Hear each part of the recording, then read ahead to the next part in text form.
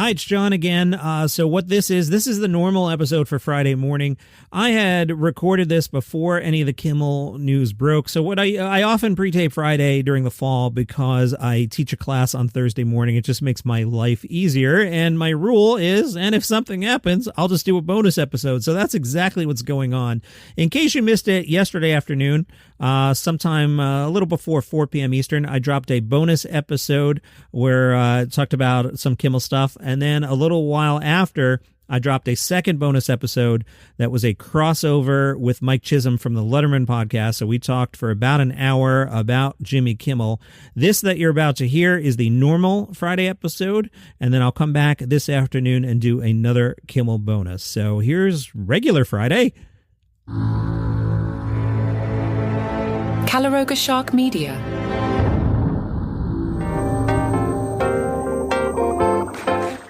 I understand you're not supposed to tell a story at the start of the podcast. I'm Johnny Mac with your daily comedy news, but I got to find my fastball here. You know, when you come down off an adrenaline rush, I just had a caper, and as I always say in my family, I'll take a caper over a crisis. So long story medium, the dog dug a hole under the fence and got out. I found out because the other dog was crying. I couldn't find the dog, was driving around doing loops and loops. About a half hour in, I ran into local PD, and I'm like, hey, you happen to see a dog running around? He hadn't, but he's very friendly. And he's like, I'll get the guys in on it. So basically, I live in a small town. And thank you, local police department. They were all super friendly, super helpful. So I was doing a loop, and I came back to my house, and they had found the dog. And there's like 3 police SUVs in front of my house, all parked haphazardly. I'm sure the neighbors thought somebody was murdered. It did not look good at all. It looked like some serious stuff went down. But I'm coming off that adrenaline rush now, so I got to figure this out. A week or so ago, before all the news with the Emmys and everything else that's been going on in the world, Vulture got David Letterman to sit down. Very, very interesting article, and I'm going to pick away at it over the next few days and weeks. They started talking about Letterman's 10 a.m. show. Remember that one? I barely remember it. I remember it being a failure, and I've only seen a few clips of it. I wish that thing would get released. I'd love to watch it. Letterman said, looking at it now with age, that was a fascinating life experience. I left Indiana thinking, everything that's wrong with television and TV comedy, I have the solution. And as soon as I get there, hang on, if you folks can wait it out another year or two, I will solve everything that's wrong with comedy on television. And we dropped it down, I think, at 10 in the morning or 9 in the morning across the NBC television network. And the producer of the show quit the Friday before it was to go on the air because he didn't get it. We didn't get him. We locked heads. It was nothing but screaming fights. We had no other guidance, no North Star. Except, you know what? We're sick of all these game shows. Just wait till you get a look at us. And boy, was that a huge lesson for me. I realized, yeah, you don't really know what you're talking about. And then, like a month and a half, 16 weeks, whatever it was, we're gone. And we completely blew up the daytime network television schedule at NBC. The fact that they were able to keep me around and that year of not having anywhere to go except comedy clubs was a sad, sad experience for me because in show business, as with life, you get your one shot. And if it doesn't work, you go to the end of the line, and who knows how long that line is. So against my own ego, against my own bitter judgment, we had to sit down, and it was a learning process. But boy, was it tough. It was really tough because just the ego involved with the wait until you get a look at us was so misguided.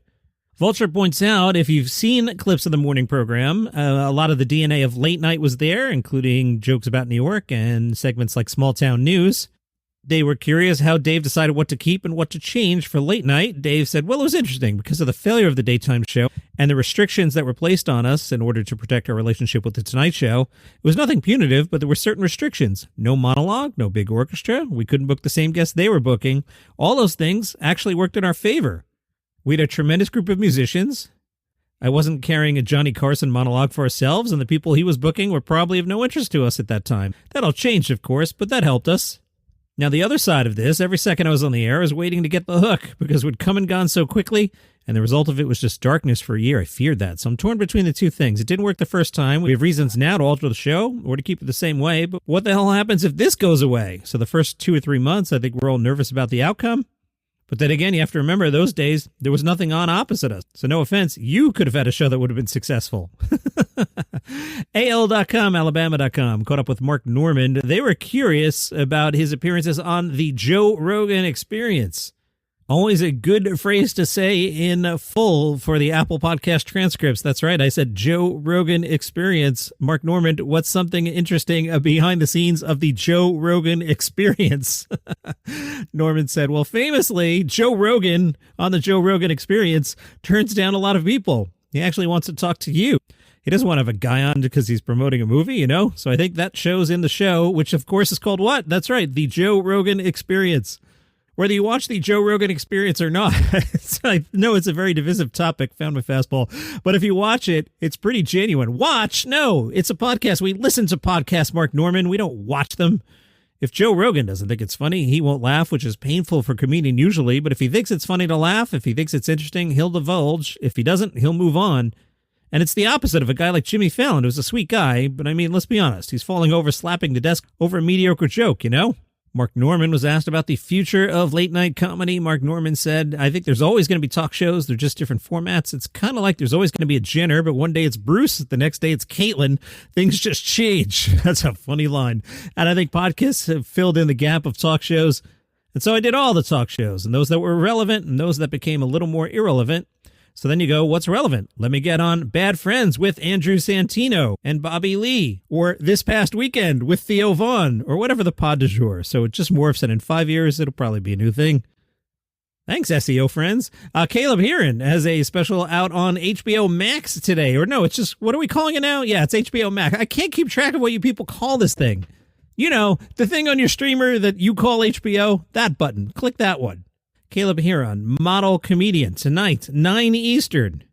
Filmed in front of a sold-out crowd at Constellation in Chicago, model comedian showcases Heron's ability to unpack life's most absurd contradictions with his signature charm and razor-sharp wit. I think I've pointed this out in the past. That's the description for every comedy special. Copywriters, step it up. You can't just go, oh yeah, you know, observations on things, and he's funny. Yeah, we know.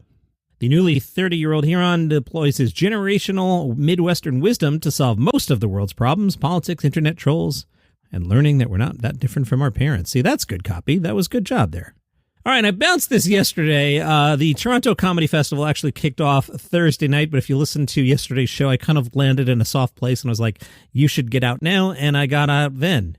Plus, the festival goes quite some time. It goes until the 27th. Comedians appearing include Gabe Iglesias, Sarah Millican, Maria Bamford, Al Madrigal, Big J. Okerson, and Ron Funches. Now, also mentioned here, Gina Yashir. If you heard yesterday's show, she had some comments about Charlie Kirk. So we'll see how that all shakes out.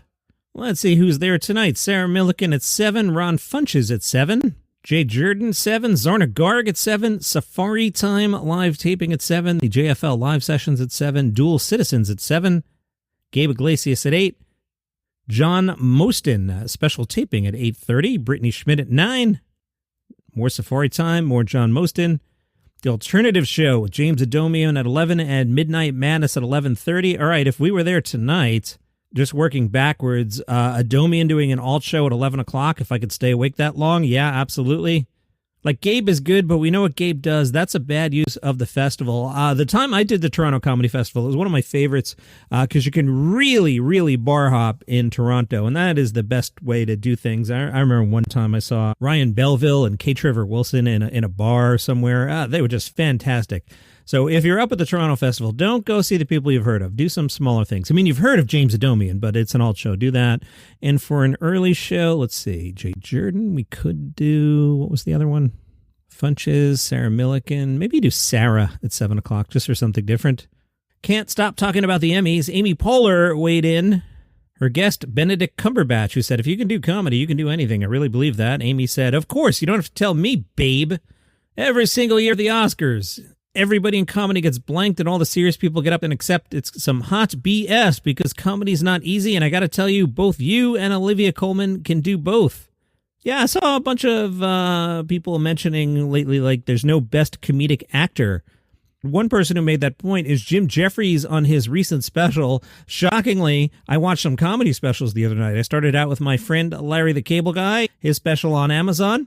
It's fine. It's Larry doing what Larry does. I don't think Larry would tell you I'm trying to do what Mark Maron did in his last special. It's Larry being Larry, just up there shucking jokes. I'll tell you the punchline of one, but I won't tell you the setup so you won't see it coming. But his no fry zone joke is a real good joke. I did notice the theater was a little smaller than expected, so it's not quite cozy, but it doesn't feel like one of those big, giant specials. But Larry, absolutely, you should watch that. I switched over to Andrew Santino. No, he's in, I think it was the Chicago Theater, which is a big proper theater where, you know, it's kind of what you're used to, a special looking like. And I was watching, and it was fine, and then all of a sudden it clicked into me. Two things. One, Santino was just reciting the material. I noticed this a lot of times with stand-up, and I get that the whole thing is a performance. I get that the whole thing is memorized, but sometimes when you're watching someone, you can tell that they're surfing the crowd and kind of feeling the moment. Santino was doing his act, not reacting at all to anything coming back from the audience. He was just like, and now I say these words, he told them well. But I think he's getting by on charisma. I think Andrew Santino's charisma is better than the material in this special, but it's very watchable. People will like it, and I'm a comedy snob. I know that. And then I switched over to Jim Jefferies' Two-Limb Policy, which is the second best special of the year behind Maron, if we don't include things like the Conan thing. Very, very funny. Start to finish, Jim is on the surfboard. He's riding it well. At one point, he does react to the crowd reacting to him. I loved Jim Jefferies' special, so make that the next one that you watch. That will be high up on my end-of-the-year list.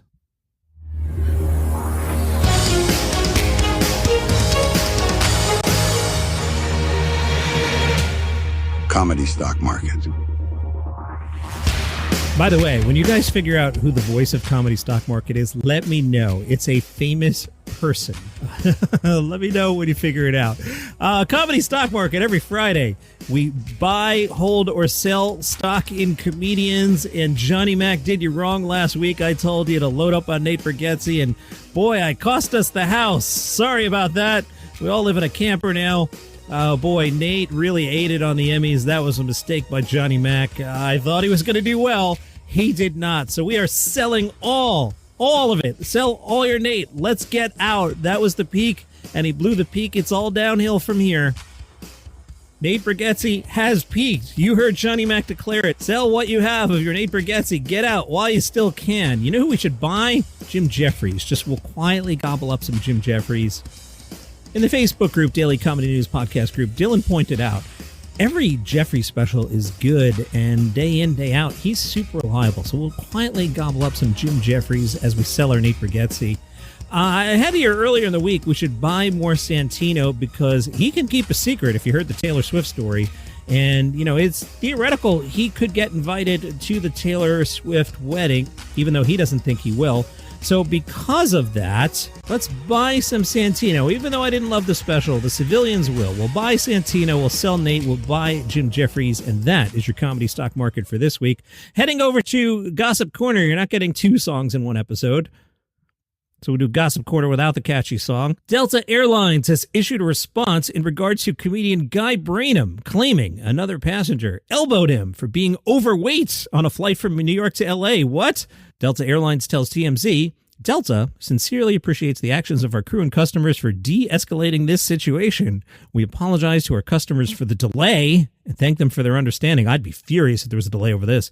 Delta's customer care team is reaching out to speak directly with our customer as we look into his claims. Said the guy sitting next to him on the Delta flight gave him an elbow to the ribs because he felt Guy was too fat for the middle seat.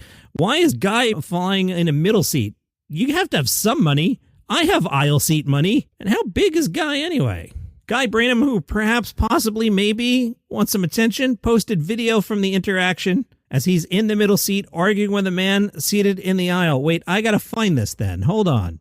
I had an exciting adventure on my plane flight today. Normally, when I got more money, I'll fly business class because I'm a big guy. I don't want to be in anybody else's space. And this time I got a Comfort Plus ticket. And, I always got worried. I've had people freak out at me before. And today it was a middle seat, not great. A guy came down, like white guy in his 60s, you'll see. And first he freaked out at a woman because she was putting something in the overhead compartment near his seat. Then he sat down next to me and he immediately was just pissed off at me and asked me if I could move over, and I was like, no, I can't. Then he just elbowed me as hard as he could, and then I took this video. Elbowed me because he believes that I am too fat to be sitting next to him. Well, who wouldn't believe that? Yeah.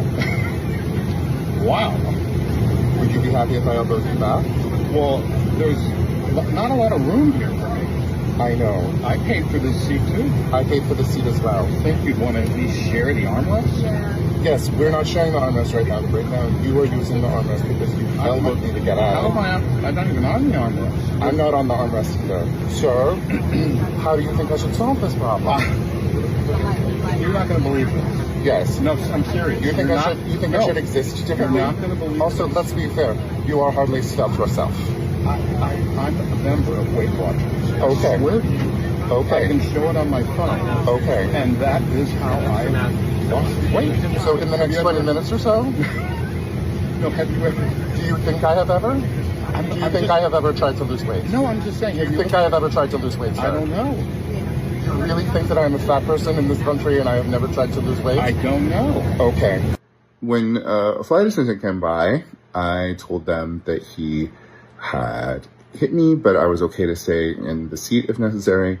He went and complained that I was too fat, and then people came and observed to see if I was too fat. And then the lady went and got another person who came and also observed that I was fine. Delta, when they saw the problem, they sent a red coat lady, and the red coat lady came, pulled him aside and discreetly talked to him. Okay, I stopped it there because I don't care anymore. It's possible, perhaps, maybe, that the whole thing is a bit. It seems a little sus that he's filming this whole thing and the other guy's doing comedy material back. It's also possibly, perhaps, maybe guy needs a little heat on his career because we don't talk about him much. That's possible. But what I think happened is this is just a terrible incident, and poor guy had an awful time on the airline, and boy, we should feel bad for him. That's how I feel. I definitely don't feel that it's a bit. He just wants attention. While we're on Gossip Corner, Theo Von continued his quest to land a date with the mother of the Vanderbilt quarterback. You may recall the quarterback promised Theo Von he would set Theo Von up on a date with his mom if Vanderbilt defeated South Carolina. Of course, the final score, Vanderbilt 31, South Carolina 7. However, now Mr. Quarterback is saying, oh, there was another stipulation. Theo Von has to set the quarterback up with Tate McRae. Get out of here. I mean, what is that? I'm not handing in Saturday's podcast unless you set me up with a date with Sydney Sweeney. And my wife's going to be pretty mad about this bit. Get out of here with this. Theo Von did his best. He shared a screenshot of a DM he sent to Tate McRae on Instagram on Tuesday. He sent a photo of the quarterback. He captioned it, "Hey, Tate, my friend said I can take his mom on a date, but only if he's able to take you on a date. If you don't want to go on a date with him, I can also take you on a date."